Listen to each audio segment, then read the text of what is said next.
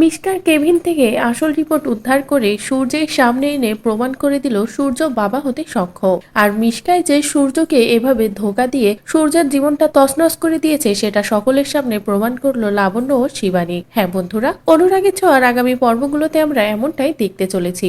সূর্য এত বছর ধরে এটাই মেনে আসছে যে সে বাবা হতে কখনোই পারবে না, কিন্তু সূর্যের এই ধারণাটা যে পুরোটাই ভুল, আর এই ভুল ধারণাটা সূর্যের মনে এনেছে শুধুমাত্র মিশকা, সেই সবটা থেকে অজানা ছিল লাবণ্য।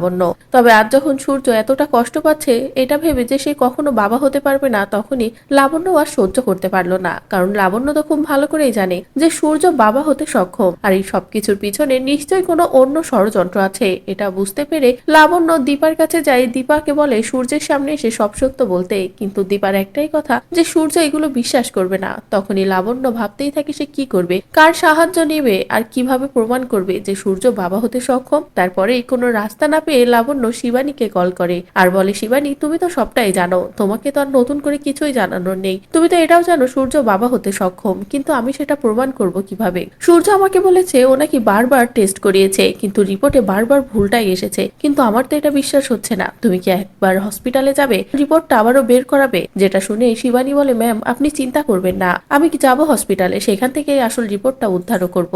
আসল রিপোর্টে যে কি আছে সেটা আমরা দেখব। তারপরে শিবানী চলে যায় হসপিটালে। সেখানে গিয়ে যখন এই খোঁজ খবর নেয় তখনই জানতে পারে যে সূর্যের আসল রিপোর্ট মিশকার কাছে আছে। মিশকায় বারবার রিপোর্টগুলো প্রথমত রিসিভ করেছে, যেটা শুনে শিবানী চমকে যায়। তারপরে মিশকার কেবিনে যায় শিবানী এবং সেখান থেকেই সূর্যের আসল রিপোর্টটা উদ্ধার করে লাবণ্যর সামনে নিয়ে আসে। লাবণ্যকে সবটা খুলে বলে, যেটা শুনে তো লাবণ্যর কাছে সবটা পরিষ্কার হয়ে যায়। তারপরেই লাবণ্য আবার সূর্যের হাতে আসল রিপোর্টটা দিয়ে মিশকায় যে সবটা করেছে সেটাও জানায়। অন্যদিকে সূর্যের তো টনক নড়ে।